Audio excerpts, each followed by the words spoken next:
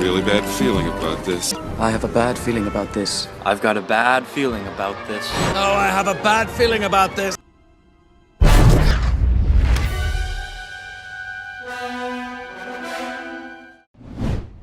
Hello there, and welcome back to the show. Yes! More Star Wars. Oh, Lord. Okay, so I've waited a while to do this one. I wanted to finish watching the series, and I was going to wait until the thing was finished, but, you know, things be trending.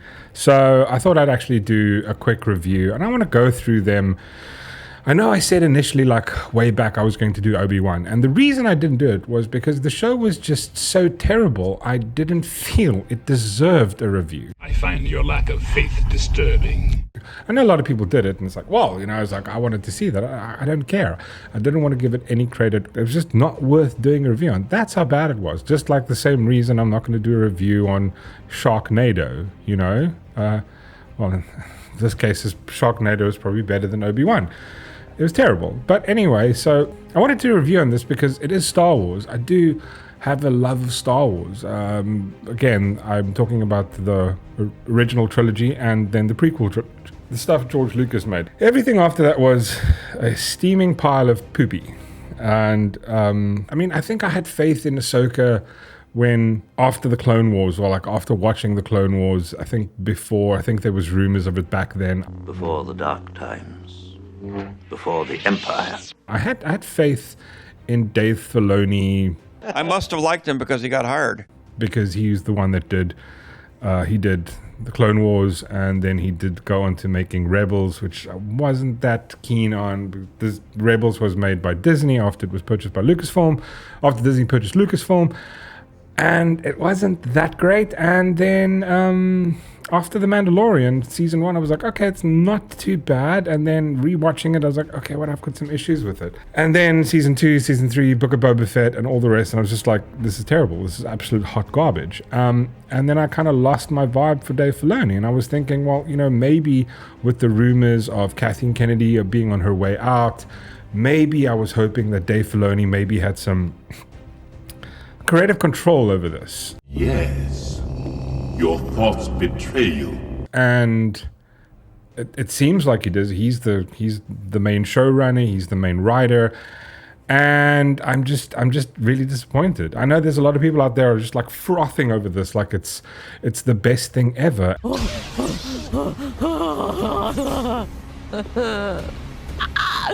Give us titles. Yeah, it's so good. Title card, come on. Yes. I have goosebumps. I have so many goosebumps. I think the best example I've heard is people are frothing over it almost like a baby frothing over like you jangling keys in front of them. There's nothing great about it. The storytelling is just really bad. It's the characters, the character development. There's nothing. It just feels hollow. It feels empty. So I thought it would be best to go through it from beginning to end and like point out some issues I have with it. And if you haven't watched anything, probably don't watch this. Or you know what, watch this and then go watch it and then like come back and tell me, listen, you know, you're completely wrong. You don't know what you're talking about and you found it awesome. And then maybe we can disagree, which is cool. It's 21st century. Let's disagree and stuff on social media, eh? Fun times. Anyway, so let's get into Ahsoka episode 1. Right, so it basically starts with Ahsoka takes place about 15 years after the Return of the Jedi. So this is when Luke kills the Emperor. Yeah, I'm going to use kills because apparently in Disney Star Wars, nothing dies.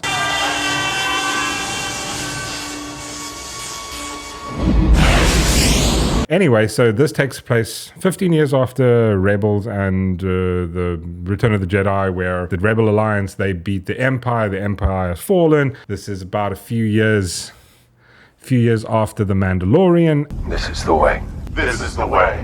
Shut when you think about it. And, right, so all of a sudden, out of nowhere, we get there's a random ship.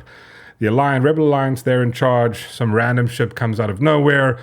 Random captain goes, who are these people? Ask them to identify themselves and transmit their clearance code. They're Jedi. I'm calling their bluff. Signal them to come aboard. I want to meet these Jedi.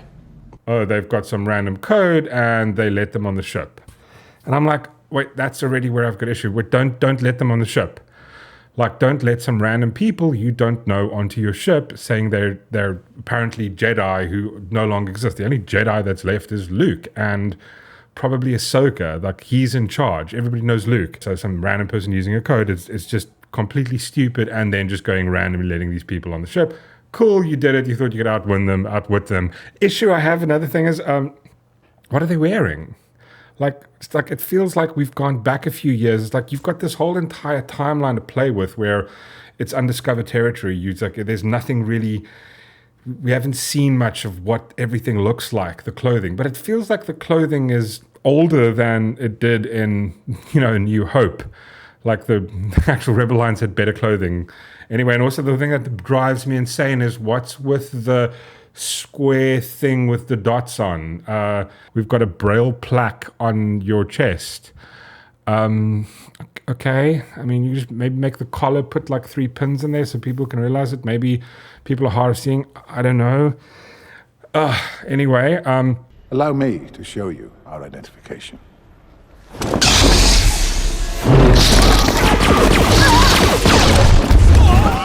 You're right about one thing, Captain.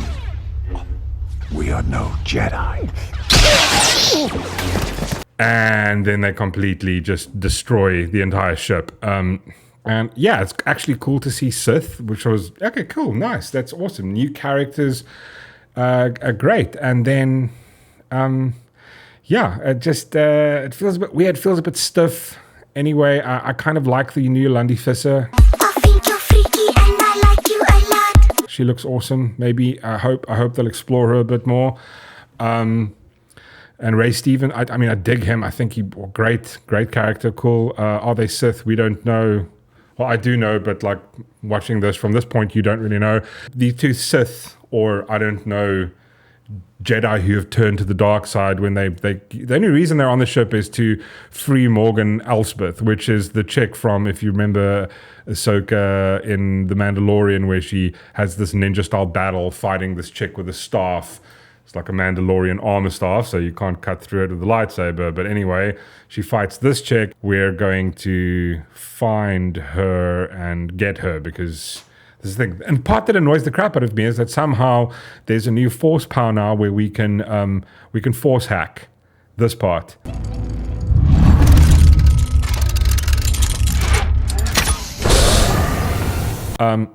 It's just, that's not how it works. Maybe just open the door, but like you need a droid to open these things. It's something small and minuscule, but it's like Obi-Wan couldn't do this. Anakin couldn't do this. They needed R2 to do these things. They did in episode 3 a couple of times. In Return of the Jedi, even though they weren't as Jedi there, they needed R2 to fucking open the door. It's like you can't just force hack shit now. It's not how it works. And just, you can't also, undoing a cuffs, it's like, it's electronic. You can't just go, it's open now. You have to kind of like break it open. Again, little things that annoyed me. So another thing that's weird is like, so this happens a couple of years after The Mandalorian, where she fights her, and now all of a sudden she's being transported. Okay, so she's just been on a ship for like 3-4 years, just moving up and down, and they just keep moving her from prison to prison. A little bit of backstory, Dave. That would be cool. Anyway, she hires these guys, and yeah, that's where we are now. Okay, cool. Then we see Ahsoka for the first time, and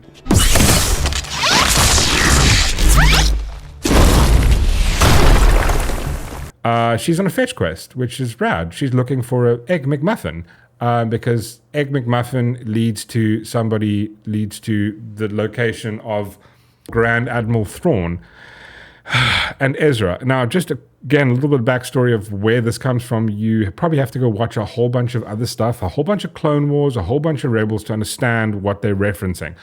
Luckily, you've come here, so I'll summarize it for you quickly. At the end of Rebels, Season 4, when it finished, Ezra, the Jedi guy from the show, and the big bad guy, the blue Elon Musk, are on a ship, and they get space whales who can light speed travel. These space whales take them away on a ship, light speed into who knows where, banish them. Again, we're going to get to that term a little later. They banish them to a far-off galaxy no one knows of. A bit of issue with that is that I think Ezra is dead, and so is Grand Admiral Thrawn. And the reason for this is in Rebels, before the space whales take them off and via light speed into who knows where, they break the window of the cruiser, massive starship destroyer they're in. And again, if you're traveling at light speed, you're still in space. There's no oxygen. They're dead.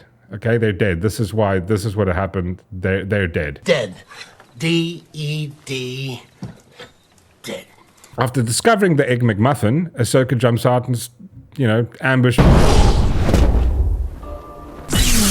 Come no closer. Give it to us. Us.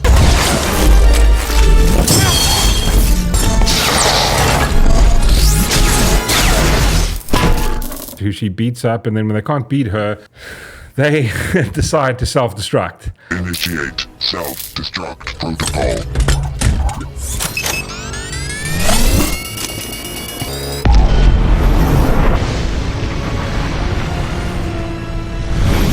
Which is weird, though, because they're after the McMuffin, which leads to the Admiral Thrawn. There's only one of them, and then instead of following her, they decide to blow up. Again, this is one of those things where it was like, it makes no logical sense, but it really looks cool on screen. Big explosion, yay, explosion, amazing, Ahsoka gets away. Yay, hashtag Ahsoka, hashtag awesome, hashtag Disney Star Wars. It's a bit ridiculous. Incoming transmission, priority 1. There's been an incident. They took out an entire security detail and scuttled one of our new starships. They seem to have abilities like you. These days, there are few who can wield the Force. It was weird, though, when they destroy the entire ship, why don't they call Luke? Like, you're the main Jedi at the time. Like, why don't they call Luke? There's these two random Sith dudes. You should please pop in and sort this out, investigate what's going on. Maybe Luke didn't know about it. Or is he already drinking milk on a random island? Is he Jake Skywalker now already? Or what's going on? Like, could they not call him? Why wouldn't they call him? Where's Leia? Why isn't Leia on the council? I don't know. Anyway, he's not there investigating it. They called Ahsoka. Ahsoka didn't even call him to go, listen, there's the serious issue. There's random Sith have appeared. Bad Jedi. Again, I don't know. Anyway. Starmap, the location of the last missing Imperial Grand Admiral. So after the fact that they now have the Egg McMuffin, Ahsoka needs to unlock it because it's locked. We cannot show you the map. The device is locked. God. This fetch quest. Anyway, so who are they going to take it to? You know who could help you with this?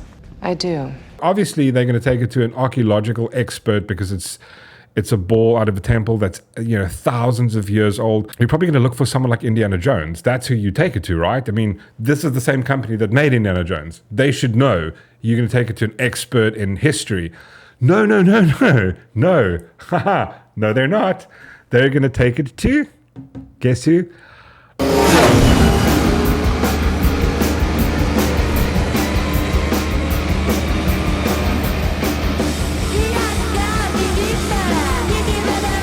Oh my God, another character from another show. Oh my God, now in real life. Yay, awesome.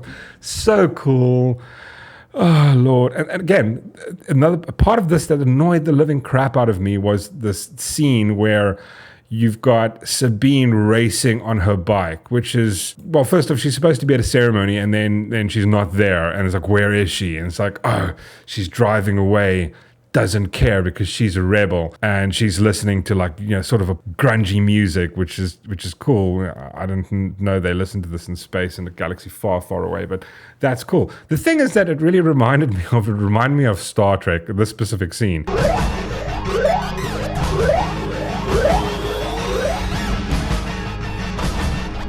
Citizen, pull over. It feels the exact same. Stand down, Commander.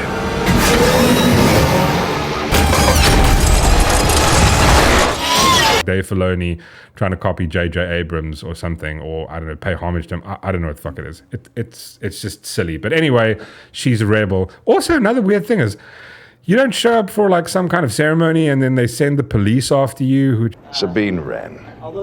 Find her. like, you know, have to arrest you to take you along with. So much for these poor people's rights on this planet. It's probably a fascist government. Nice one, guys. Okay, cool. And then basically that's it. So then we cut to the Sith people.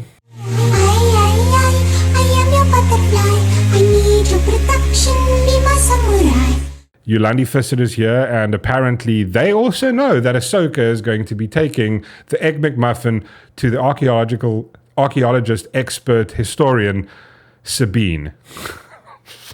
Who writes this shit? Send this one to the planet Lothal. Why Lothal? Ahsoka Tano's former apprentice is on Lothal. You're looking for Sabine Wren. And obviously, how does she know this? Who knows? Astrology. I think it's some kind of astrology. Capricorn and Leo were in the right place on this planet, and she got a message in the Force, or the Space Ghost Force. What was this place? An ancient temple built by my ancestors. The Night Sisters of Dathomir. You're a witch. Okay, so she knows it because she's a space witch, and if you don't know what space witches are, unfortunately you need to go watch about I don't know, 7 seasons of the Clone Wars to figure out space witches. But space witches are a thing. Cool, it's not that bad, it's not that crazy. But anyway, the space witch knows that that Ahsoka's taking the Egg McMuffin to Sabine because she's a historian. God, you know, saying it out loud, you can kind of realize how retarded this was. I bet you they were sitting in a meeting and then we're going, you know what, then this happens again, but how? And then people said it out loud and other people just agreed and nod along. That's a great idea. Oh, Lord.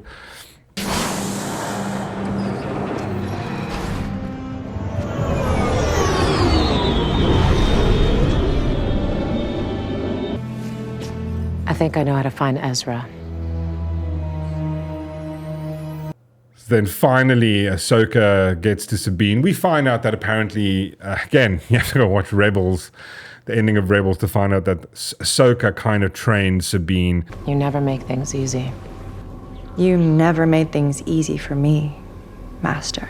And now Sabine used to be an apprentice. Who knows what happened? We'll find out later why their relationship ruined and Ahsoka didn't want to finish her training. I'm sure it's going to be very revealing and a deep character building and character arc for both of these characters. No. Anyway, they talk along, stare a lot, moments of silence. Just that's another thing about the show that just drives me insane. It's just a lot of folding our arms, long pauses, long shots. Just, you know, I think you could have done this, 54-minute episode. You could have probably done it in half the time if you cut out just the bullshit that was unnecessary. Obviously, a lot of talking. Ahsoka's telling her what's up with the Egg McMuffin, and then she's like, she's gonna figure it out. Can I take this? I'm not sure that's a good idea. But she wants to take it away. And instead of Ahsoka going, hey, listen, no, there's these Sith. They killed a bunch of people. They literally destroyed an entire ship. Where are you going? Somewhere I can think more clearly. Then Sabine decides that she wants to take the McMuffin somewhere so she can think. I mean, all they had to do is just turn it. It's basically Egg McMuffin Rubik's Cube. Just turn it. Look, there's dials. Turn it. Look at the thing. Oh, there's a shape. There's what? Oh, cool. You could literally, all you had to do is just figure out, turn it twice. It would have probably activated. But no, and then somehow they've figured out that the bad Sith, Yolandi Festival and Ray Stevenson. The construction and overall design are executed exactly the way I taught younglings to build a lightsaber at the temple. So definitely Jedi trained. Where actually Ray was an old Jedi from, Order 66 who escaped and he became dark. Balan Skoll. He disappeared at the end of the Clone Wars. or became evil, became a Sith Lord because of that. So they could track his lightsaber build because somehow they kept the archives of the Jedi Temple, which burnt. Master Skywalker, there are too many of them. What are we going to do?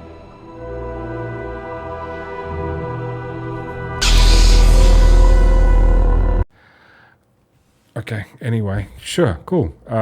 Right, perfect. And then she gets back, and guess what? Sabine, you're going to want to hear.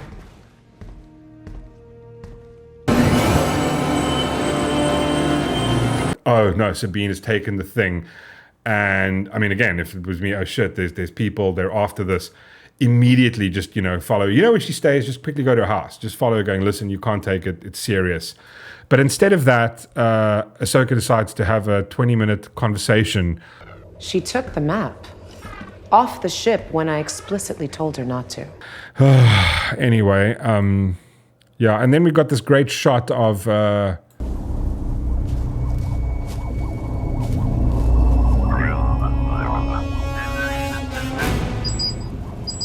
which is kind of, again, reminiscent of episode 1. Oh, look, the same thing. Excited, super excited. Hashtag Ahsoka, hashtag Star Wars, hashtag Disney Star Wars, hashtag excellent, awesome. There's a thing that I've seen before that they're doing again. So excitement. It's literally the shot for shot the same thing. So then somehow Sabine just turns it once or twice and figures it out.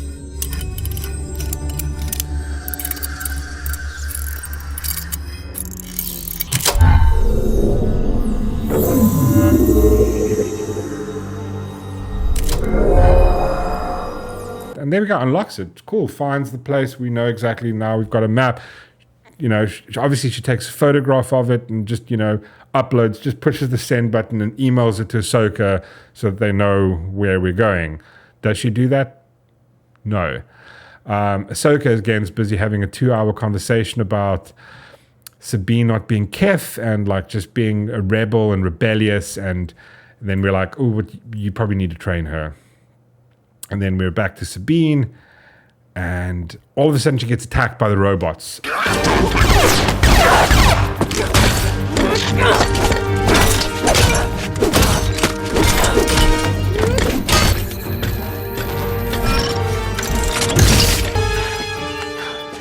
I need backup now! Oh no, the robots attack her, and guess what? We get a shot of her helmet again, she's gonna put it on. No, she pulls out a lightsaber.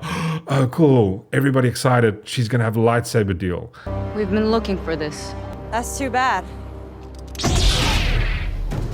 And Yolandi Festival, obviously, she's a bad-eye Jedi Sith.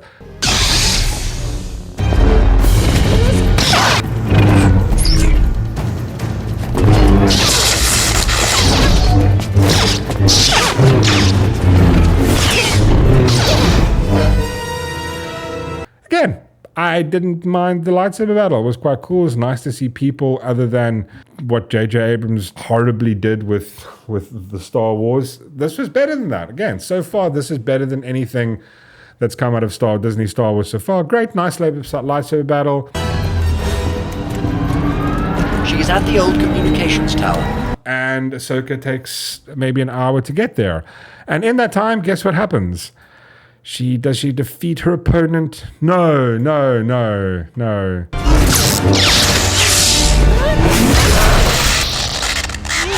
She gets stabbed with a lightsaber. Yeah, it's gone through her chest, a side of her. That's a rib gone. That's a lung gone. That's your ribs gone, disintegrated, liquefied. Probably part of your stomach. Part of your intestine. What else? Almost probably damaged the spinal cord, liver, kidney. That's all gone. It's just disintegrated. It's not there anymore. But don't worry. Instead of falling down flat with the pain or screaming, imagine that excruciating pain of a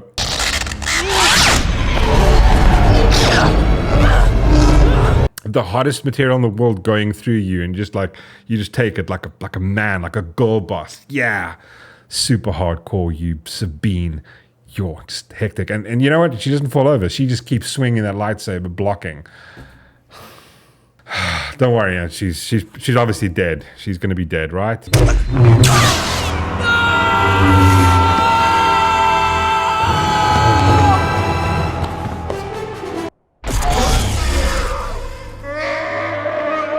Yeah, she's. I mean, just it's the end of her. She's just, and then the show's over. You know, oh, great writing, awesome. What do I think? I don't know where to go. It's all over the place. The main issue is if this was actually made any kind of sense, this is now when Luke is in charge, Leia is in charge. They're rebuilding the Republic. They've won. The Alliance has won. If some random Sith, for the first time after, I don't know, 30 years, 15 years since Luke overthrew the Empire, and all of a sudden, out of nowhere, some Empire elitist Sith rock up, you'd phone Luke first thing. The fact that he's not here is just weird. I mean, it's weird that you're going to kill one of your main characters in the first time, but don't worry. 'Tis but a scratch. A scratch? Your arm's off. No, it isn't. Well, what's that then? She's going to be fine the next episode. And again, it's like, why would you do that? Why would you do that? I would have just gone, give her a cut, like a thing where she falls over. But you wanted the visual spectacle of her being impaled, which is just silly because Disney Star Wars does know how lightsabers work. Like, they completely forgot about how just the rational things work, the little things, and just the fetch quest. Just make it make sense to me. How is it that they found a 1,000-year-old temple just happens to be, please tell me you're going to explain it later on. You're going to explain it. I bet you're going to explain it. I'm just going to wait until you explain it to me. No. Much more better. It is a drawing of a key. Sure. Anyway, yeah, that's episode 1. I'm going to try and do episode 2 as soon as possible. And I'm just not impressed. But if you don't have Disney Plus, you don't know how to be a pirate. So uncivilized. Then come here and I'll break it down for you. Yeah, I just think it's and I thought about it the other day. I was thinking like, I had a little bit of excitement when I saw the trailer. At the same time I'm going, but there's a part of me, I think it's like a 1% part of me, like in my inner child, where I'm like 1% excited for it. And then after watching it, I'm just disappointed because I was excited. And I think it's got to do with the fact that like they've churned out so much absolute hot garbage from Disney Star Wars that this one thing it's like it's not even anywhere close to good storytelling, but it's still better than anything else that has come out of Star Wars. I so far, if you base it on the first 4 episodes. Now I still have to watch episode 5 and episode 6. I kind of do them two at a time, and so far it's been difficult to go on the internet because I kind of know what happens, and I don't have any more hope left. It's not written well. It's really not written well. The Clone Wars was kind of good writing because Dave Filoni had an entire crew of writers with him. Oh, what, they're striking now. Oh, shame. Jesus, you could have asked the people. There are people online who write amazing, who analyze these stuff. Go get their input. Go, why don't you pay one of them and go, listen, give us some input on where we should go. This is our script. Get 3 of them, make them sign NDAs and go, listen, will this idea work? And they're going to go, shit, no, yes, maybe. But no, you're just going to go, we're going to do this themselves. You know better. Anyway, that's all I have for now. Thanks so much for watching. As always, make sure to hit the like, the subscribe if you find this useful, and come back really soon. I'm going to do episode 2. Hopefully, let's try and get it out soon. Cheers. Thanks for watching.